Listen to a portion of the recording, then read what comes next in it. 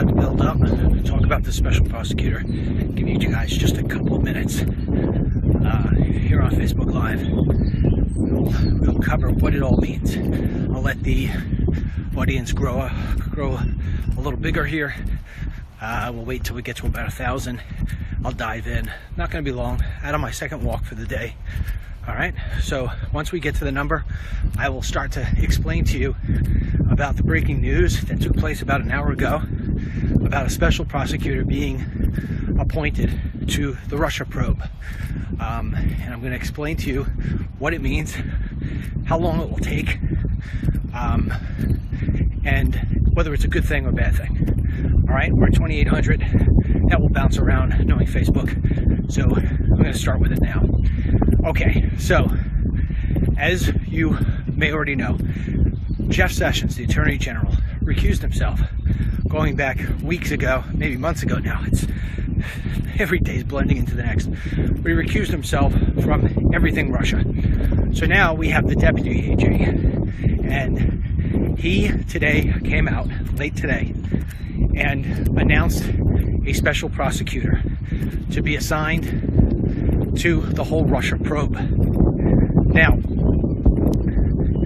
this is a gentleman many of you probably already know, or you've probably at least seen his face. You may know his name. Robert Mueller is the former director of the FBI. He is a gentleman who is highly respected. He is a gentleman who comes with no BS. He is someone that both sides of the aisle are pleased with, in terms of they feel as if they have a person that they know will handle this investigation at a pace and in a manner that the American people will be pleased with. Now, that said, there were many people on the right who said they didn't believe that a special prosecutor was necessary. At this point, I hope they changed their tune. I don't think there's any way of getting out of this messy, crappy situation for not only the president, but for all of America, without being able to put it behind us. This is the only way to do it. It's the only way for, as far as I'm concerned, President Trump and his team to be able to actually release themselves, if you will, and get back to work. It is the only way. What happens now is that this special prosecutor, Mueller, he'll make a decision. Either he will jump in to the existing Russia probe, or he's going to rewind and go back to the beginning and say, I need to start this the way I want to start it, and go back from scratch. That's one reason that nobody can give you how long this may or may not take. First, he's got 60 days to come up with a budget of what this is all going to cost. And then once that happens, he's off to the races. Now, based on the parameters set, he has everything at his disposal. He has no fear of President Trump saying to him, you're fired. He's protected to that. Okay? Not that President Trump would do that sort of thing, but he's protected against that. Anything he needs, he's pretty much going to get.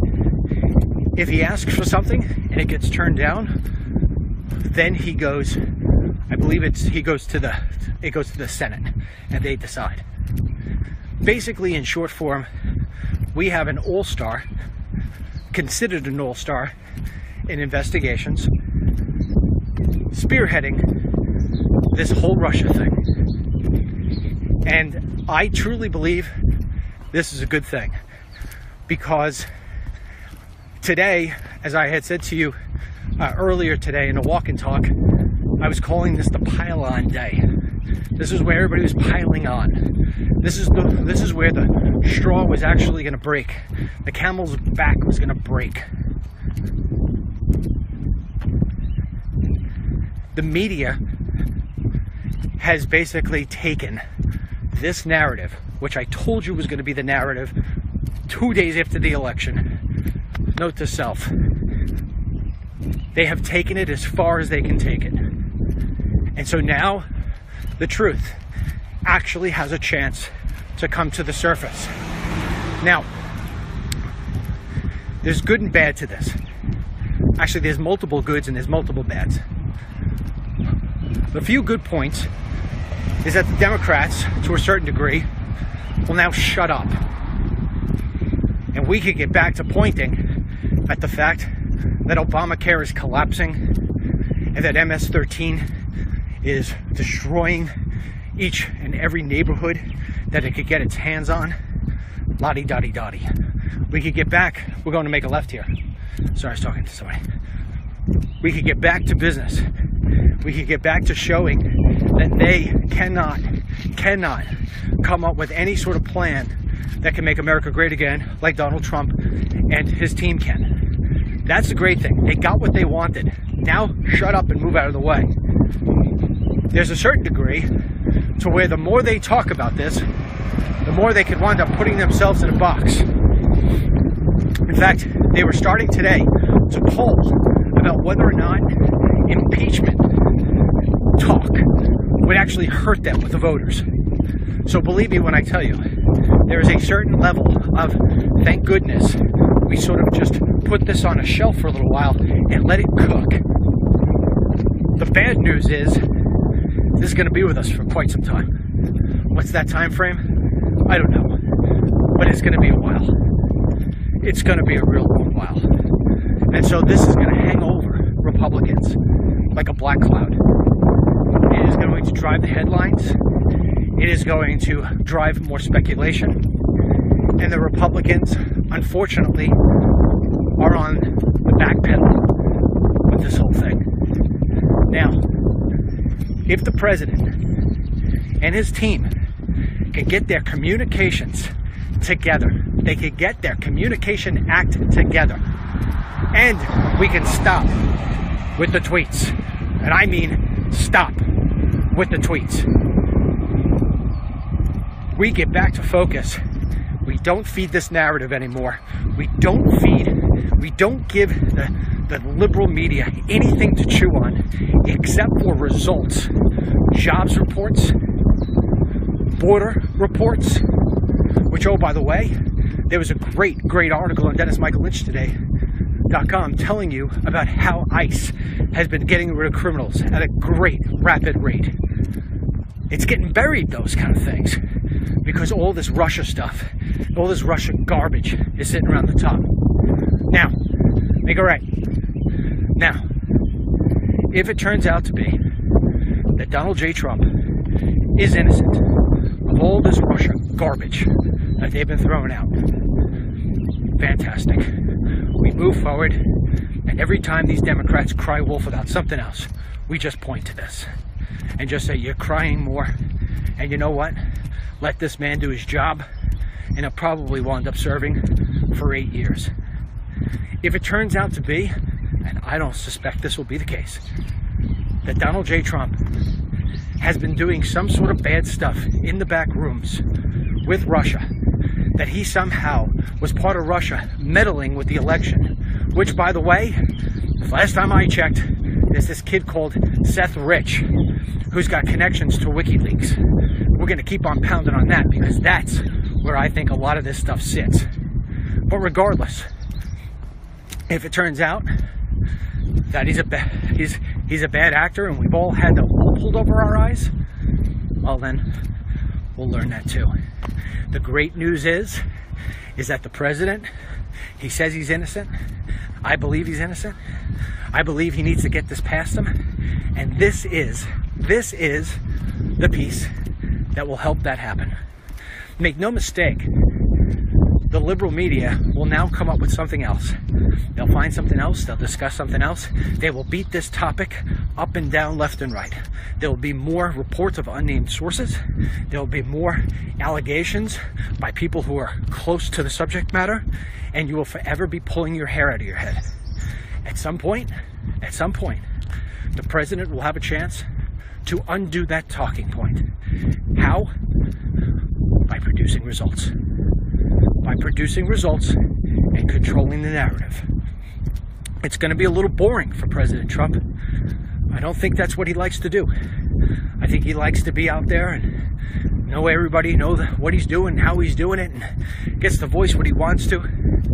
Well, if he really wants to be the President of the United States, and he really wants to make America great again, and he really is in this for you and me and our kids, and not for himself, he will understand that after 4 months of being in this office, he's got to deal with this crap. And some of it could have been avoided. Much of it couldn't. Because if it wasn't this, the liberal media would have found something else. I think we're all smart enough to realize that. But at the same time you got to be smart enough to learn your lessons. And I hope right now he's almost hit rock bottom and said, okay, we know we got to shift gears here a little bit. Let's go, team. And they get it together. And within a couple of months, more jobs reports come out, better stuff on the border, a nice replacement for Obamacare, a good tax reform package, a good infrastructure bill, one touchdown after the next. Boom, boom, boom, boom. He gets that down. He gets that narrative tight. He stops with the ridiculous tweets that we just do not need. And believe me, those tweets take money out of my pocket. Okay? Everybody sits there and clicks on tweets. I'll give up the money. I'll give up the money for the sanity and for the great plan of making America great again to be back in place. So tonight, when you're wondering if this is a good thing or a bad thing, I've never led you wrong. When everybody was telling you that the world was going to end, that there was no way Trump was going to win, that it was just too broken at that point, whatever, I'd like to believe I came in and gave you some peace of mind. Let you sleep at night. That's what I'm doing here today. Sleep. Sleep well.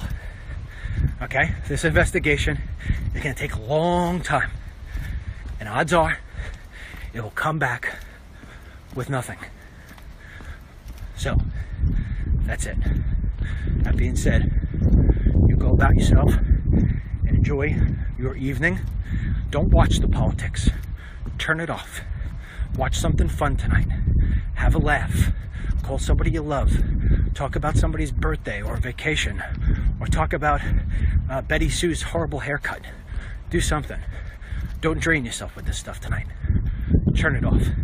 Just like I, at this point right now, I'm going to turn it off, catch up to my beautiful daughter, and beat her in a race for about 3 feet, and then I'll lose. All right? Share this. So this way people know. Because everybody else out there right now is saying about the gloom and doom. You know, it's not gloom and doom. Not gloom and doom at all. It's not. This is the way that you get to surf the truth to the surface. And as long as we're all being honest and we've got nothing to hide, well, then we're good to go. All right? All right. Till tomorrow in the walk and talk. May God bless you, our troops, our president, these United States, and the great, great thing called the rule of law. We got a good system. Just got to let it play itself out. I'll talk to you later.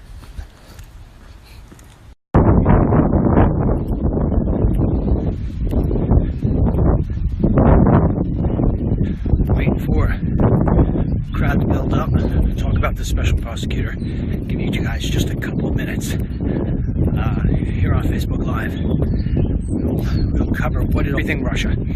So now we have the deputy AG, and he today came out late today and announced a special prosecutor to be assigned to the whole Russia probe.